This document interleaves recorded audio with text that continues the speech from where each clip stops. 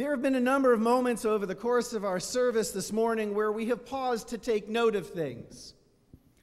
Earlier in the service when not as many of you were here. It's okay, I just say that because I'm jealous, you know that. I would definitely be one of those people arriving at 11 o'clock if I didn't have to be here to start. Just putting it out there. But earlier in the service, before we hit the Shachrit, before we hit the morning prayers, I noted how you had from Psalm 146, the phrase, Yimloch Adonai le'olam Elochayech Zion ledor vador, hallelujah. May God reign forever and ever over Zion, hallelujah. And how that phrase came just after a list of all the ethical actions, feeding the hungry, clothing the naked, giving sight to the blind, supporting the orphan, that God engages in. And how that line is then put in the Kedusha, in a prayer that talks about holiness, as a way of beginning to give definition in our minds to what holiness is really about. It's about how we behave. And then we had Daniel in his talk challenge each of us to not look at the priesthood as it was described by Ezekiel, and to let the language and the responsibilities of the priesthood there, as it's described 2,500 years ago, blind us from seeing our obligation and our opportunity to act as priests today. And what was it he said that made us priests? It's how we treated one another. And we also had an opportunity over the course of the service to acknowledge our congregation's appreciation, support, and involvement for the Jewish Federation of Greater Los Angeles, both the professionals who work and the volunteers who lead. And we had a small sampling of the number of people we have within this congregation who are involved and have been involved at all levels on both the lay and also professional side. And so my words to you this morning as I stand here are really in effect just trying to pull all of that together and to give you a sense of how deeply grounded all of those messages are in the Torah itself and the challenge that the Torah presents to us. In chapter 23 of the book of Leviticus, of the book of Vayikra, it goes over the sacred calendar that the Israelites are to follow. And it mentions 7 specific elements that make up that calendar. It talks about Shabbat. It talks about Passover. It talks about Shavuot. It then continues and gives details as to how the first of the year of the 7th month, Rosh Hashanah, is to be observed, and then Yom Kippur, and then Sukkot. It lists all of those things, as well as making a point to note that we must leave the corners of our fields and anything that we harvest that falls to the ground, that we must leave those for the poor and for the stranger. Those are the 7 things that are noted in that sacred calendar in chapter 23. Now, of those 7 things, my friends, which one doesn't fit? Which one doesn't make sense? Which one stands out? I'm sorry? Corner of the field. Steve, for saying that, I would like to invite you back to my office afterwards for a scotch. Actually, I invite everybody back, and Steve provides the scotch. That's kind of the joke that's going on here. Right. But Steve is right. I suspect we all noted it, that the last thing that I listed, that we are to leave the corners of the field, what's referred to as the peah, and the leket, the gleanings that fall to the ground, we're to leave those for the poor and for the strangers. And the rabbis noted it as well. They noted that these 7 things that are listed, 6 of them make perfect sense. Shabbat, Passover, Shavuot, of course. Rosh Hashanah, Yom Kippur, Sukkot, absolutely. The basic building blocks of holidays, of course that will be in a sacred calendar. And so they asked themselves, what is this mitzvah, this sacred deed of the corners of the field and the gleanings, what is this doing here? Now, Ibn Ezra medieval commentator who lived in and about the 12th century, who taught and lived among a number of different countries, including Spain and also Eretz Yisrael, also the land of Israel. He had a practical answer. He said the reason why this particular commandment is placed here is as a reminder to us.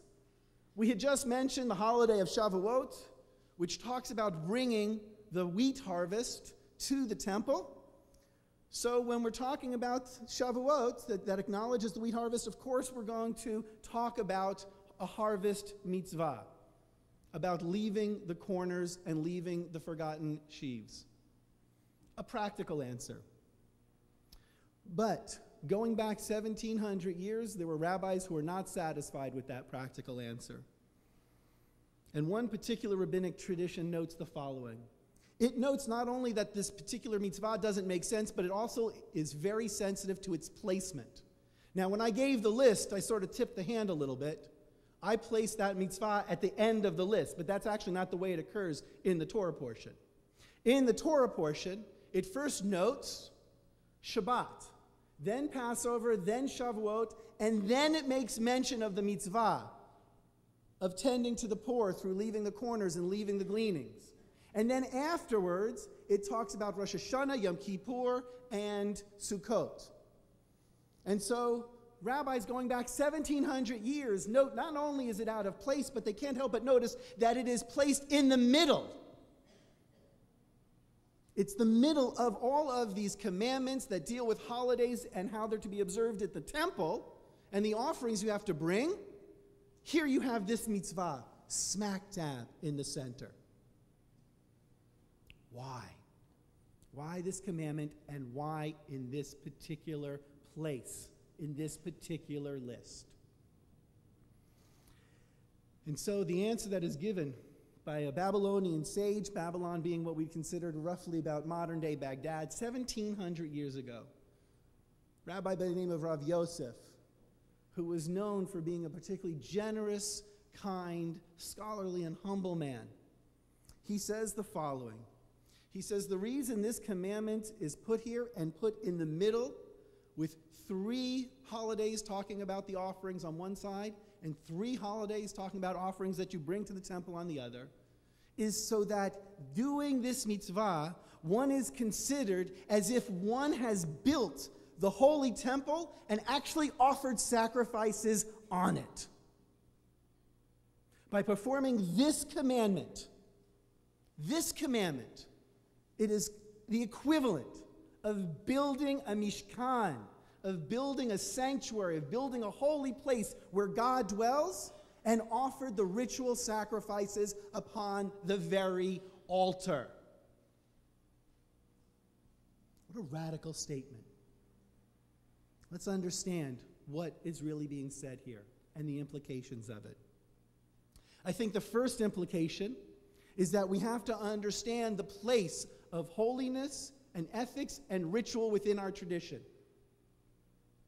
By putting this commandment, this ethical commandment, in the middle with ritual commandments of holiday observance on either side, what Rav Yosef is saying is that the Torah believes and understands that if we are to be holy, it's not what we do in the temple that matters as much as what we do with one another that counts. And that reaching out and being ethical human beings is in fact the equivalent of making something sacred and holy. In fact, it is the definition of holiness, just as we noted is woven into our prayer service with the line that the rabbis pick up from Psalm 146. Yimloch Adonai le'olam. How does God reign?